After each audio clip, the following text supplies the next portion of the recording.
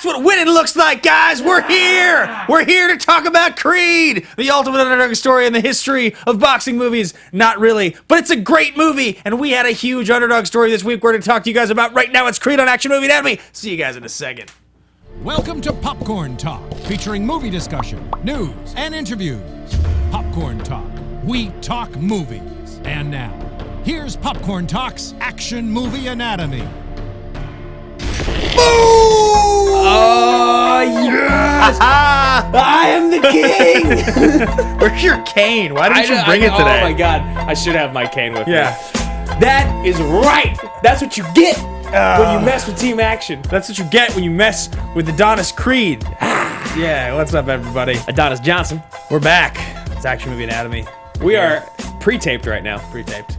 I'm pretty hyped. I am so hyped right now. I'm so sad I can't read all the live comments and stuff. I'm sure I've been drowning it over the last few days. Yes. But, dude, so here guys, we are. So this, right now, is Action Movie Anatomy, and I'm Ben Bateman. That's Andrew Ghai. It's a pre-tape. So what that means is, this was taped 1 week ago. But what's really significant about that is, we know that the match, Andrew Ghai versus Dan Murrell, the greatest of all, the GOAT, will have aired by now. You guys will have seen the greatest upset in the history of the movie Trivia Schmoedown. It has to be, right? Yeah. There's never been an upset like that. There is no upset that's even close. We didn't even think I was going to win. I did not think you were going to win. I knew I was going to win. In the back of my mind, I was lying to myself all day.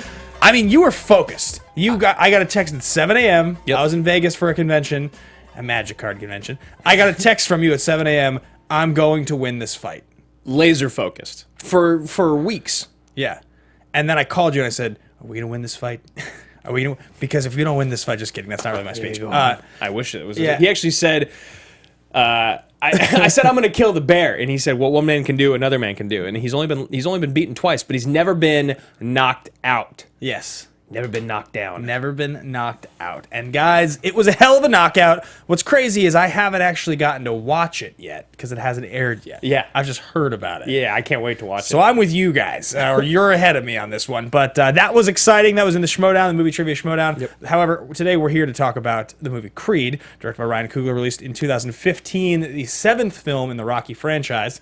Technically in the Rocky franchise. Technically. And we're here. We decided to do two Rocky films back-to-back on account of the underdog stories.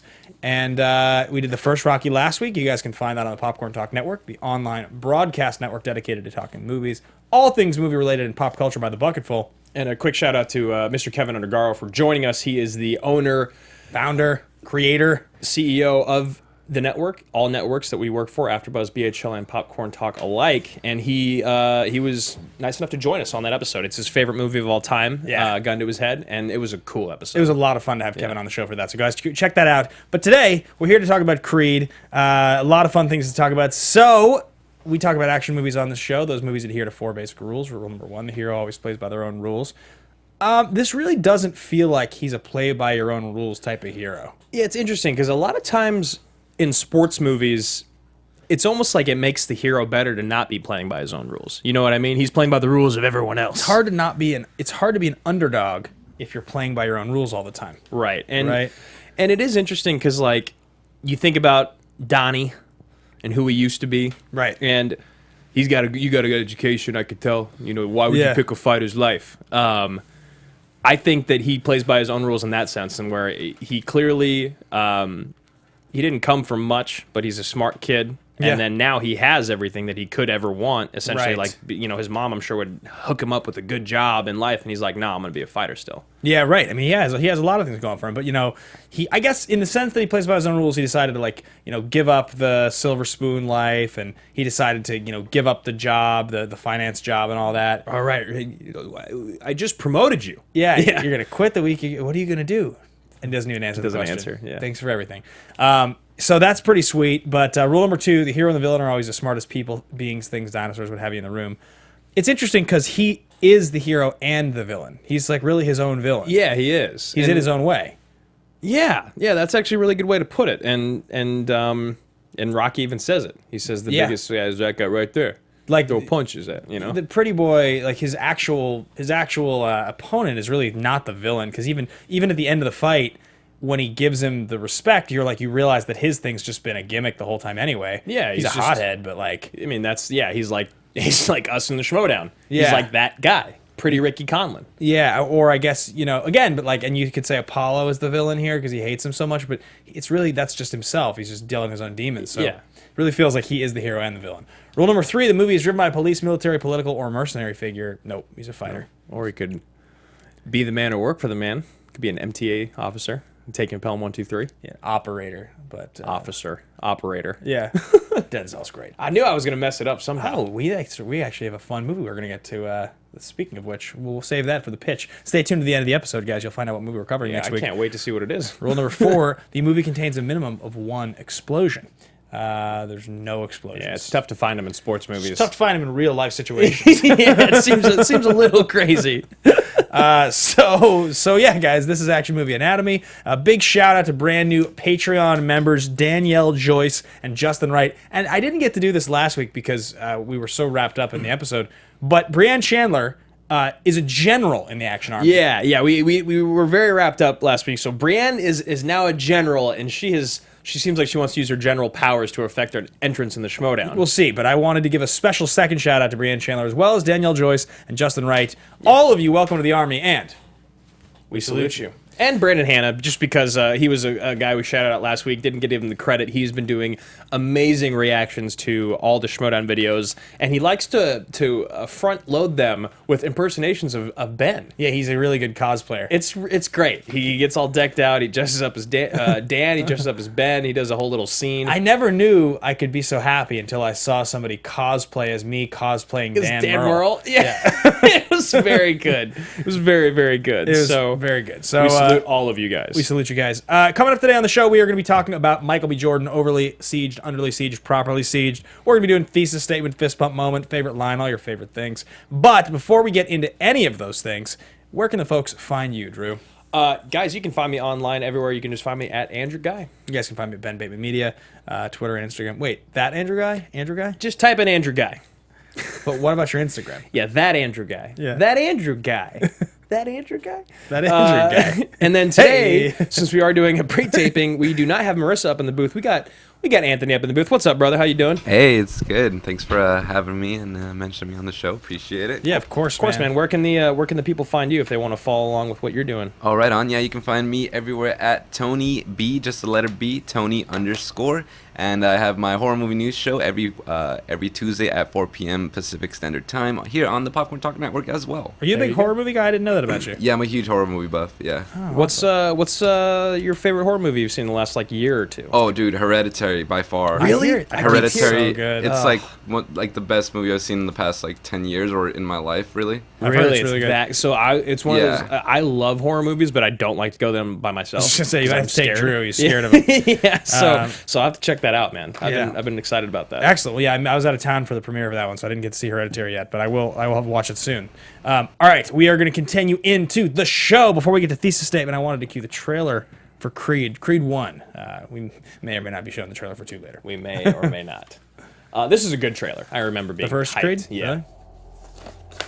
Well, it starts off with him just being yoked in this room, which is also how the movie starts. He's super jacked. Yeah. And by the end, he actually gets pretty lean by the end. But when he's in training mode with Rock, yeah, dude, look at him. He's so shredded. Super jacked.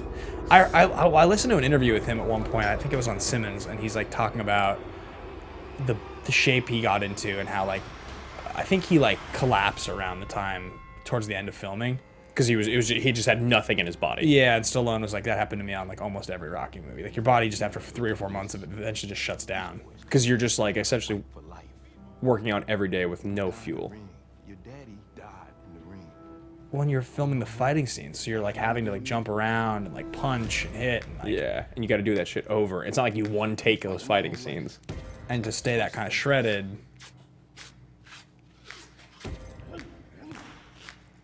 Every punch I ever thrown's been on my own. Nobody showed me how to do this. I'm ready. Coogler does such a good job of making his leads just be badasses. I agree.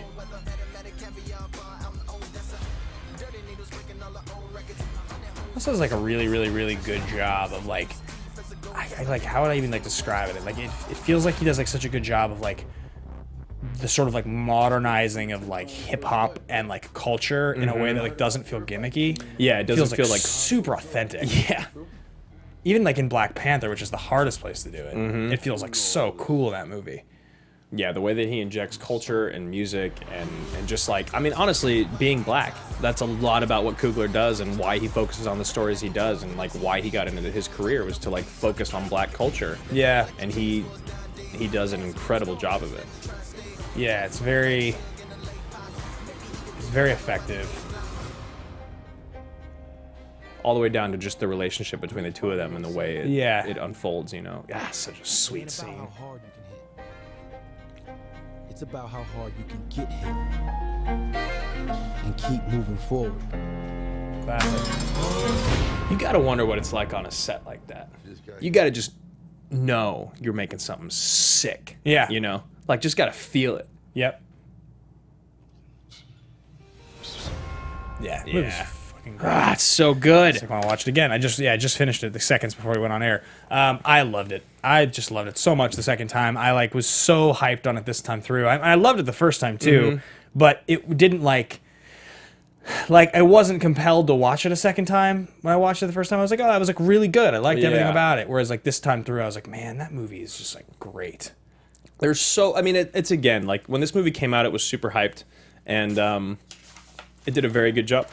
Excuse me, it did a very good job, and I think it lived up to most people's expectations, but it's always hard to exceed when your expectations are that high, just like how I felt with Black Panther this year. I thought Black Panther was amazing. Yeah. It did all the things I wanted it to. However, Infinity War actually exceeded my already through the roof expectations, Yeah. you know? And I feel like with Creed, it didn't do it the first time. However, going back and revisiting it and watching it this week, it's amazing. I feel like we both really loved Infinity War. I really did. Yeah, I really did. I want to see it again when it comes out. Yeah, so sorry, I didn't mean to cut you off. Yeah. So hopping into our next segment on the show, this is Thesis Statement, guys. This is your boldest, biggest thought about the film, something that you believe to be the biggest, most important thing about this movie, the biggest this, the greatest this, the first, the last, the only, never, my favorite scene is this or something. It should always kind of be this is the thing you'd want to talk about at a party if this movie came up.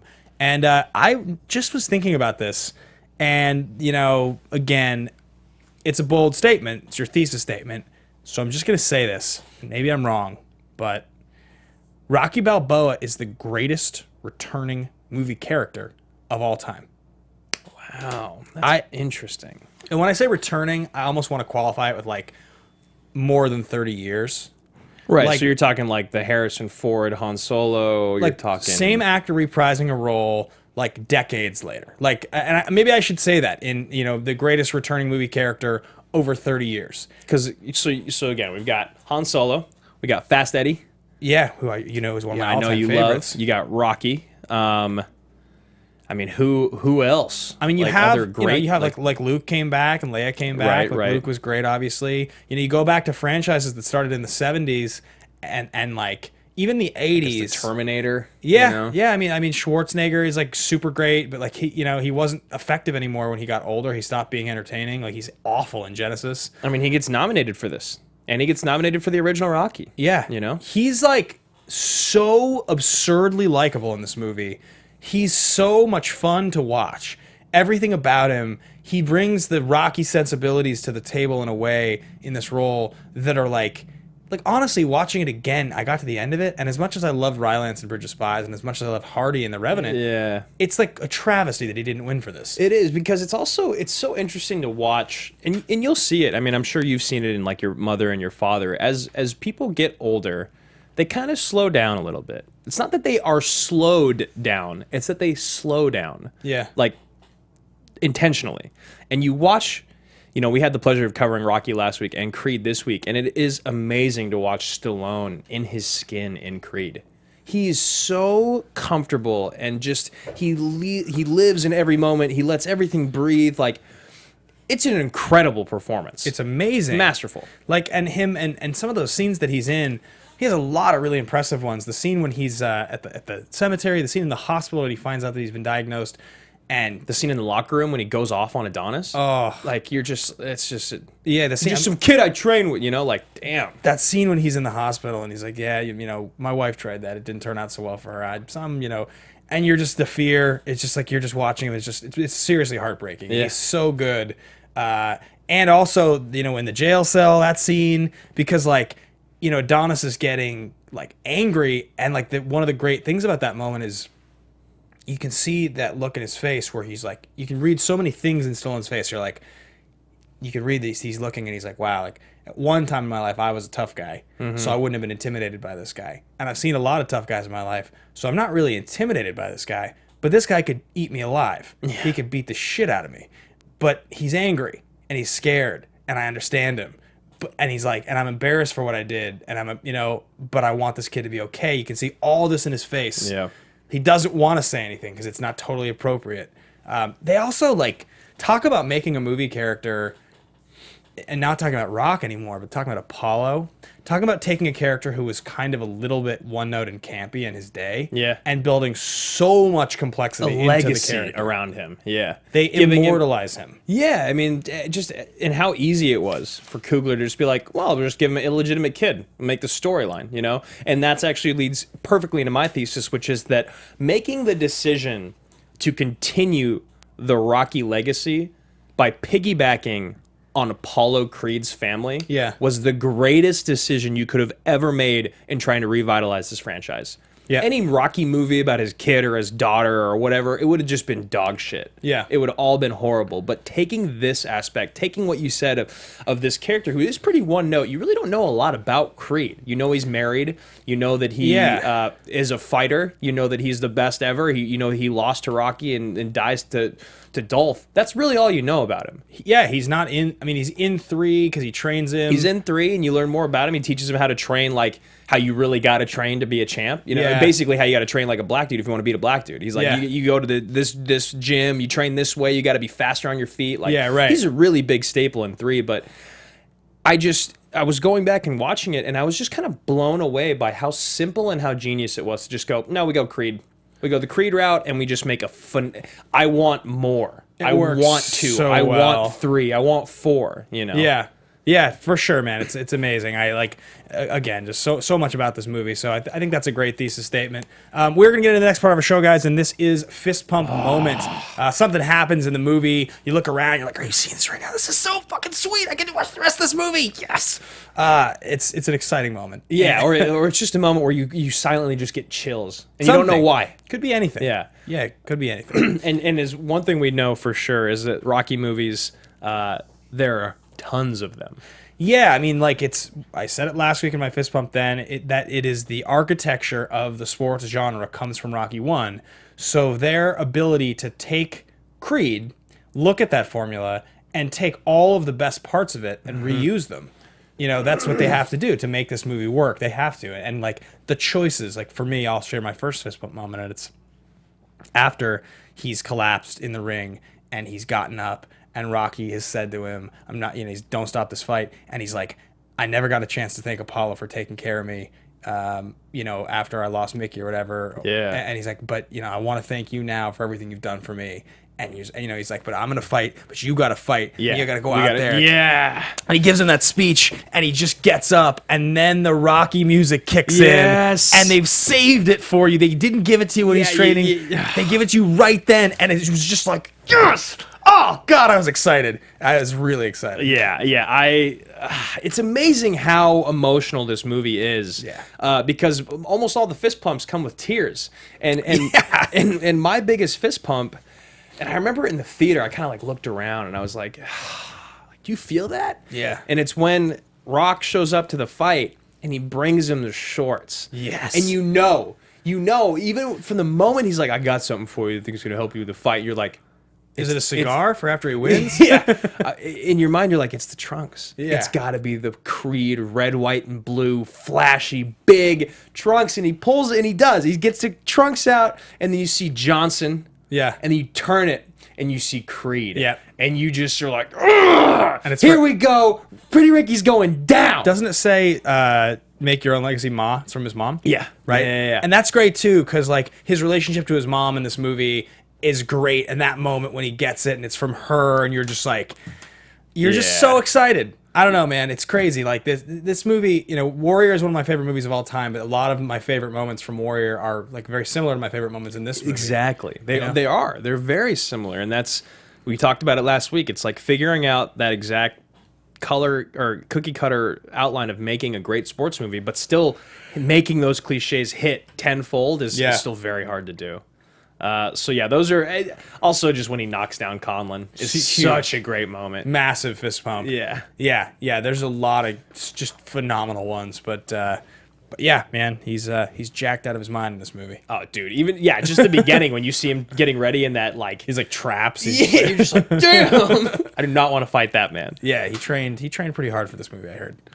So speaking of Michael B. Jordan, this is an interesting time. So we're hopping into what do you want? Yeah, career profiles. Yeah, career profiles here. So we got Michael B. Jordan coming up here first on the screen, and this is interesting. So this is kind of like the lighting of the rocket ship, you know. So go ahead. Yeah, I was gonna say, you know, we mentioned this last week on the show, and you kind of compared the meteoric rise of Stallone to what Michael B. is going through right now, and I think the obvious difference there is that Michael B. Jordan has been acting in important, like, well-received content now since he played Wallace on The Wire, which was like 10 years ago or something. Longer, I think. Like that was like 2004 or something. Jesus. 2003. He was a youngin'. Yeah, he's probably, he must be close to 30 now. So he must have been around 15, 16 back then. And, you know, and then he was Vince in Friday Night Lights, which is a big role. He was great in that. And he, you know, he was in a bunch of stuff. I think he was in Parenthood for a few years. But he starts to be in movies, and it's right around here, like right around this part in his career, that you start to see him in roles. Like Fruitvale was well received. Like that was a movie that people liked, you know, well acted. That awkward moment, like a bro comedy, you know. Isn't he in Chronicle? Yeah, he is. He's in Chronicle for sure. Is that sci-fi? With Alex Russell and Dane DeHaan. Yeah. And then Fantastic Four in 2015 is kind of that movie where you're like, this should be the moment. This should be the moment. This should be your moment, because you've got also just the thing of having a black dude play Johnny Storm was like a huge thing. It was huge. I don't know if you remember when the movie came out. It was like people were up in arms about it, and it had an amazing cast. It had Miles Teller, Michael B. Jordan, Kate Mara, and who's the thing? Jamie Bell, maybe. Yeah. So either way, it was like three people who looked like they were about to be A-listers. Did they really put Jamie Bell and Miles Teller in the same movie? That seems. I don't know. I think it is. I think Jamie Bell plays the Thing. Wait, why wouldn't they be? Is there like some drama I don't know about? No, they're both just like fair-skinned white guys. Oh, gotcha. But I guess Miles Teller, as much as he looks like just kind of a fair-skinned white guy, he's like established himself as like kind of a cocky fuck. Yeah, I've heard that about him. Which is really funny that he's managed to like, he's not a particularly handsome guy in my opinion, but he's kind of managed to like take on. Yeah, it is Jamie Bell. Yeah, he's managed to like take on just like a fuck you attitude. I've heard that he's not a very pleasant person to be around. No, I've heard the same. Yeah. You saw that he's playing Goose's son, right? Yeah. Top Gun 2? Yeah, which is kind of sweet. So sweet. But yeah, so that movie was one of the notorious all-time flops. Yeah, one of the biggest flops of all time. Never seen it.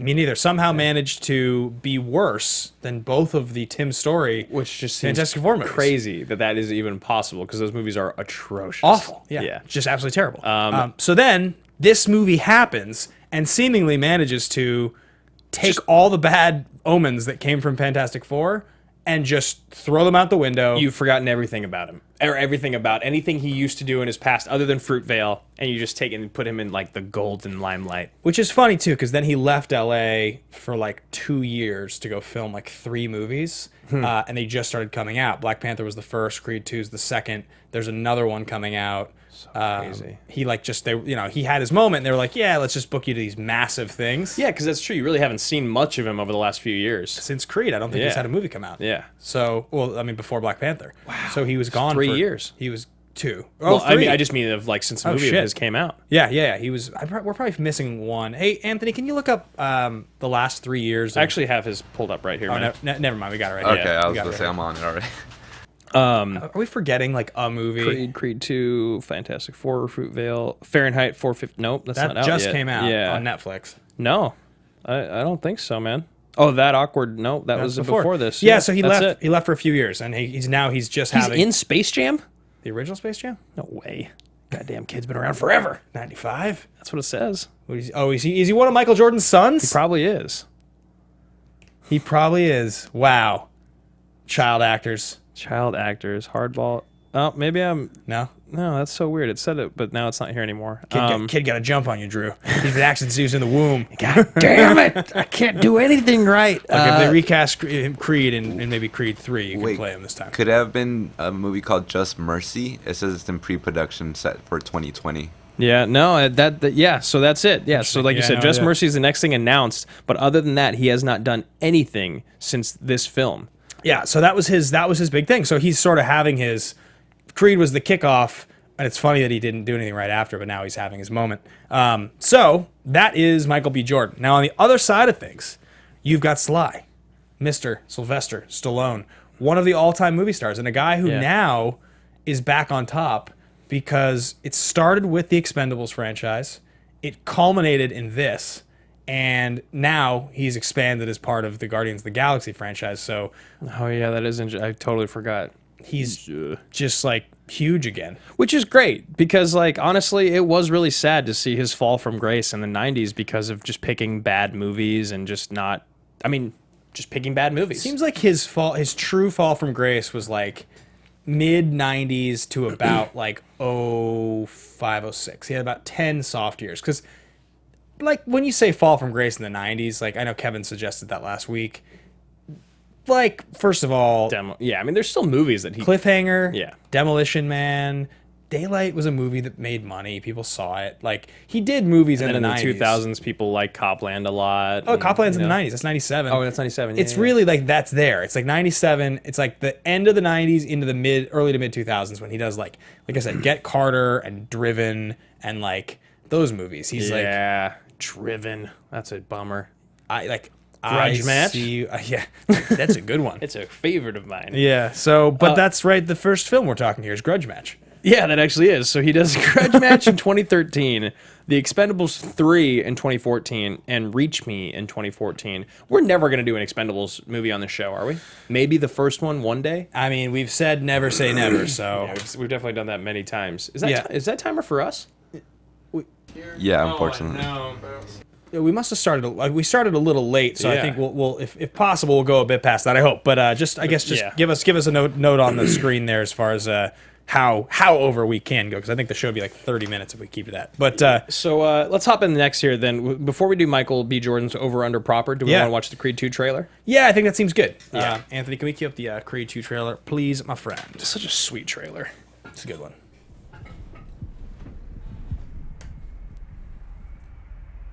What are you doing with this? I'm not sure. There's a place called the Fat Dog. Deviled eggs. Great deviled eggs and good happy hour. You heard me?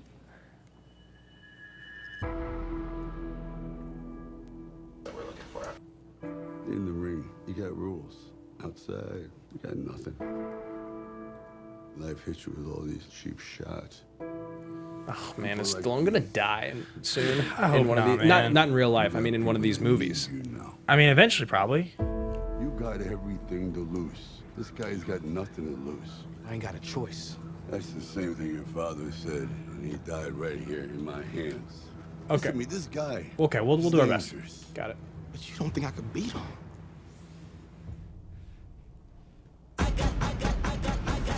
Did you know it was gonna be Drago?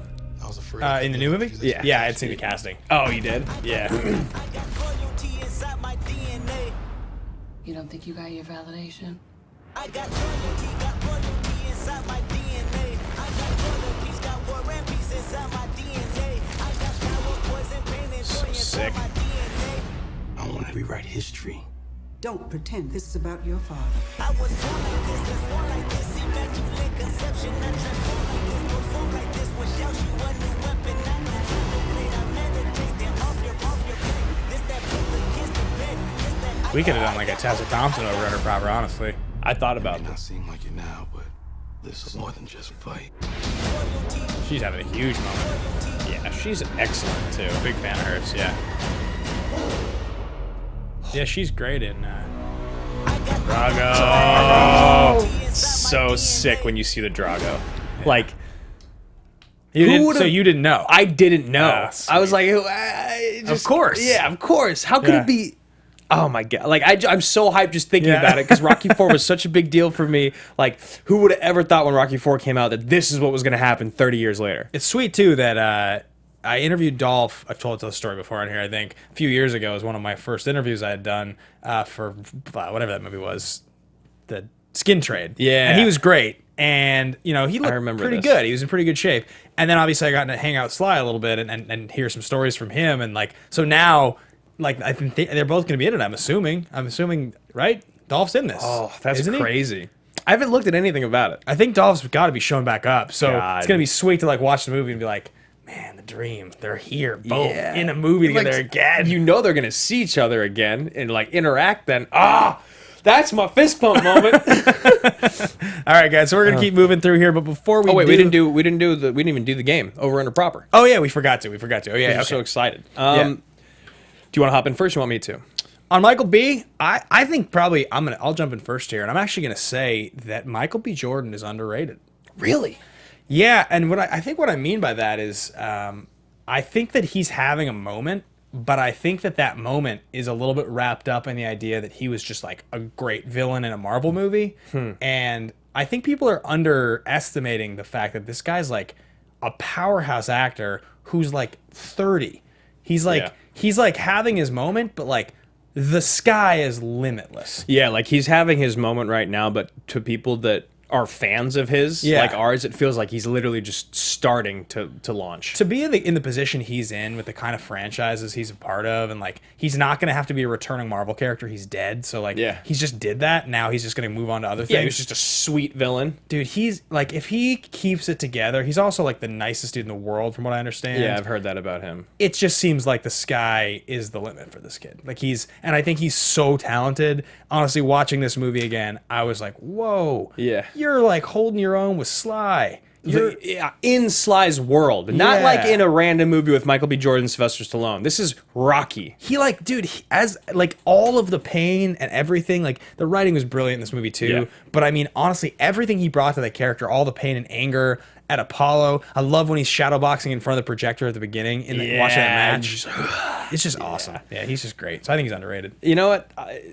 I'm sold. You won me over. I was going to say he's properly rated just because he feels like, how could you not? Because of the position he's in. Everything he's doing right now. But then you think about it, and learning on our show that he hasn't done anything since this movie. Yeah. And Black Panther, it's like he is underrated, and he's gonna win an Oscar, and he's gonna be the next Denzel. I'm saying it right now for sure. And I think probably it'll take him a few years on the Oscar because not many people get to be Jennifer Lawrence and like have those roles happen when you're like 26. But like, he'll with men it often happens when you're like more like mid-30s. Yeah, it was like 5-6 6 years. Yeah. So getting into production development, I'm going to try to breeze through this pretty quickly since we're on a short amount of time here. So I'm going to talk about Aaron Covington and Ryan Coogler really quickly. Ryan Coogler is the director of this film. His very first directorial debut, or his first film, was Fruitvale Station with Michael B., which got tons of critical acclaim. He actually graduated from USC's School of Cinema, and he won a few awards there. One of which was like the Jack Nicholson Directing Award and blah, blah, blah. So he's always kind of been a bit of a stud. Yeah, he directed like 4 films, one of which was Scream at Tribeca, won an award there. As I said, the Jack Nicholson Award. That's where he ran into Aaron Covington, his buddy, who they're just good friends. Honestly, they're just good friends. And it's almost like I'm sure Covington was probably just hanging out with him, and they were just kind of wrote this together because Coogler is basically the sole credit, because you go and look at Aaron Covington's career, and he graduated at the same time as as Coogler. They became good friends, and the three of them worked in tandem to get this greenlit with MGM. The only other thing that Covington's written is actually the My Career Story Mode of NBA 2K17, which Michael B. Jordan voice acted in, which is so funny. But yeah, so for those guys, that's really about it. I mean, Coogler now he's got to be one of the most hot topic directors in Hollywood. Yeah, Black he's about Panther as hot as it gets right now. Yeah. He's just going to keep doing huge stuff. So, I mean, he's having a huge career. Some of the interviews I've seen of him, I've never actually gotten an interview with myself, but some of the ones I've seen have been pretty awesome. He seems like a very cool guy, very down to earth. So I think, yeah, I think that's what we have to say about him. Yeah, and we can skip. I mean, the producers is like the only interesting thing is Winkler and Chartoff are the guys that basically produced all Rocky films. Yeah. This is the last film that they collaborated on because Chartoff actually passed away in 2015. Right. And then Stallone also helped produce this, obviously. Yep. You know. So yeah, I mean that's I think the most significant names. I think the producers in this film are a little less significant to talk about, just because it's sort of. You have to have Stallone to get the ball moving. If you don't have Stallone to get the ball moving, and it's not going to get made. Yeah, and then other than Winkler, Stallone, and Chartoff is just like a bunch of Winkler's family members. So box office critical, moving in. This is a Warner Bros. New Line production. It only cost $35 million to make, which is not a lot of money these days. You know, you think about it. For a sports movie, it's like a reasonable budget. But yeah, I mean, you could make this more expensive if you wanted. It was also released in November, but of 2015 instead of 76. $109 million domestic and 63 worldwide for a grand total of $173 million. Made less money than the original Rocky film, which is crazy. Yeah, I mean, I imagine probably it cost 35 and probably at least another 15 to promote. But I mean, making 173 is really solid. You know? Yeah, it's not bad. It opened number 3 at 29 million, behind Hunger Games Mockingjay Part 2 in its second week at $52 million, and Disney's biggest flop, The Good Dinosaur, at $39 million its opening weekend. I don't know a person ever that has seen The Good Dinosaur. Nope, haven't seen it. Haven't seen it. But inside scoop, guys, I've got a match coming up, right? I can say that. Yeah, I've got a match coming up with John Roca. Yes. And he is the Good Dinosaur. End of story. I'm going to watch The Good Dinosaur in preparation for that match. Curveball! Curveball! It's going to be horrible. IMDb gives us a 7.6, which is, honestly, it actually feels almost a little low for me. Yeah, well, I mean, I think the Rotten Tomatoes scores here of 95, 90, and 89 feel a little more like what I would expect. Yeah, absolutely. And it feels... Is this the best Rocky film, or is Rocky the best Rocky film? Rocky's the best Rocky film. Yeah. You can't even touch it with a 10-foot pole because nothing about this movie could ever exist without Rocky 1. And Rocky 1's still so good. You know, so many of the things that we look at as cliches, so much of the impact of this movie comes from Rocky. You know, it's interesting, Kevin said this last week, but he's a friend of Stallone's, and so Sly was telling him that, and again, just repeating ourselves, that he wished he hadn't killed Weathers in the franchise. He wished he had put him in a wheelchair or something, because it's been such a bummer as they've made these newer movies to not have him around. And I have to agree, it's such a bummer because I love Weathers as Apollo Creed so much. Do you think this movie would be worse if he was alive, though? I think this movie succeeds because he's around. Dead. Yeah, I don't know if we get this movie. I mean, I don't know. And so maybe that's, it's a double-edged sword there. So. Yeah, that's crazy to think about. Yeah, so let's get into our next bit of the show. This is going to be favorite line. There's some sweet ones in this movie. Yeah, I mean, you know what mine is. Yeah. I've said it many times, and it's Stallone wants him to throw the towel. You should have done it for your dad. I didn't do it. He's like, I also love that he's telling him to throw the towel, but he's still tapping on his head with the number of fingers. I love that's also a quick fist pump too. Yeah, because it's like he's his dude. He gets it. Their relationship is so wonderful in this movie. I know. I love that he calls him Unc a bunch before he even wants him to. Yeah, it's just great. And the line, he's like, "Because I got to prove it."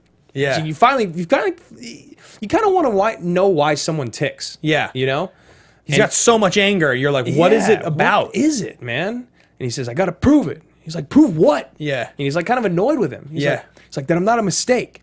And the movie just stops. Yeah. The world stops in that moment in the film, and I'm getting choked up and goosebumps even just talking about it. Well, and then it responds right back where, like, I love that Rock then immediately looks at him, and Rock has that moment where he looks at him where he's just like, I can't even feel anything for this kid other than, like, I have about 8 seconds right now to tell this kid how much he means to me, how important he is. Yeah. And that's why, he's like, I didn't get to ever thank your father for taking care of me, for helping. I never got to thank them, but I'm going to thank you now for everything you've meant to me, for the, and, like, I'm going to fight. Like, as I already said this part, but, like, it's just, that scene is electric. And it's everything you want it to be. It's what you need in a good sports movie. Yep. And that line is fantastic. It's the speech in the corner, man. It's the why are we here, Brendan? Yep. It is. Yeah. So my favorite line, I've got a lot, but I really do think that my favorite line is probably at the end there when it was Max Kellerman. Is that who that guy is? is interviewing him, and he asks Rocky the question, you know, what's it like to have a Creed call you family? And he says that the nice line. He's very lucky. And then he says to Creed, you know, I know you never met your father. What would you say to him if he was here?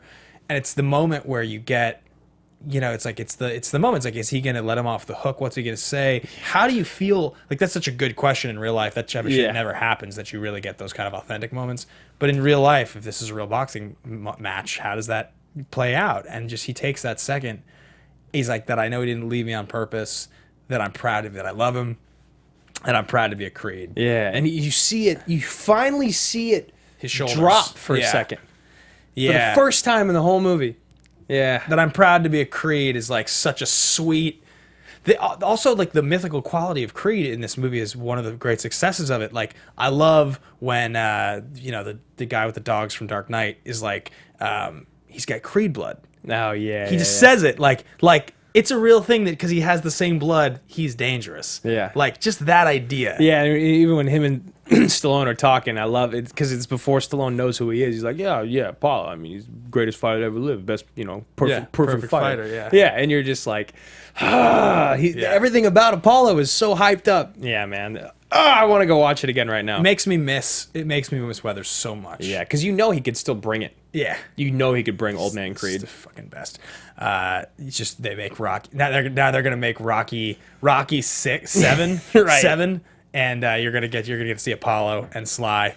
All right, guys. So we only have just a few minutes left of the show today. Unfortunately, the nature of pre-tape, sometimes studios get a little wrapped up. So I don't think we really have to answer the question of, is this movie? No, I mean, this movie seems completely, totally legitimate. Totally legitimate. Yeah, right? there's no question there. So coming up next week on the show, we've just got one section left to talk about, and that's going to be called The Pish. What is it? I think, unless I'm mistaken, we get to do Equalizer 2. Is it that soon? I was hoping that's what it opens on the 20th. This is going to air when I'm at Comic-Con, or just the week. Yeah, when I'm at Comic-Con, this is going to air. That's going to be the 18th. Yeah. Comes out that weekend. So, yeah, maybe the next time you guys will see us, you guys will get Rocky, you guys will get Creed, and then we get to do Equalizer 2. Which, from what I understand, is awful. I was going to say it looks awesome. Of course it is. Yeah, it's probably horrible. But it doesn't matter how bad it is. It's a Denzel movie. That's a must. Yeah. We have to do that movie on this show. It just doesn't matter. So, you guys, that's what you guys are going to get from us. It's going to be Equalizer 2. Yeah, use your movie pass, you know. Yeah, use your movie pass. Big congratulations to Dastardly Drew for taking on Dangerous Dan Murrell. So, this is a big shout out, actually, to give.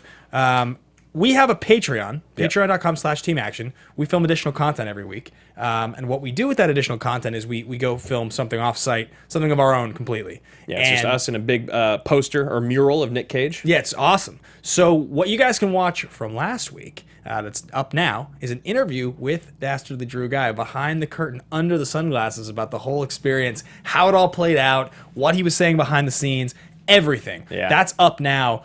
You guys go to teamaction.com or patreon.com/Team Action. You can get that whole interview. We've also got additional stuff coming up and a similar behind the scenes match of mine with Mantz, getting the wheel slice, all that stuff. So go check that out. Those are all up right now. Patreon.com/Team Action. $1 a month. That's all you need to do. So all of you in the Patreon, we appreciate all the support, guys. As always, we salute you. And thanks for watching the episode today. Did we forget anything huge? No, I think that's everything. It's going to wrap us up. All right, guys, we'll see you same time, same place next week. Thanks, Anthony. Bye. See you guys. From producers Maria Menounos, Kevin Undergaro, Phil Svitek, and the entire Popcorn Talk Network, we would like to thank you for tuning in. For questions or comments, be sure to visit popcorntalk.com. I'm Sir Richard Wentworth, and this has been a presentation of the Popcorn Talk Network. The views expressed herein are those of the hosts only and do not necessarily reflect the views of AfterBuzz TV or its owners or principals.